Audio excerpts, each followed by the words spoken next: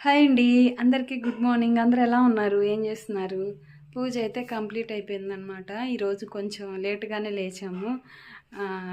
ఇక కరెంట్ అయితే పోయింది. బట్టలు కట్ చేద్దామని తీసాను ఈరోజు. నిన్న కూడా సరిగ్గా మెషిన్ పెట్టలేదని చెప్పేసి ఈరోజు పెందలాడే వర్క్ స్టార్ట్ చేద్దామని తీసాను.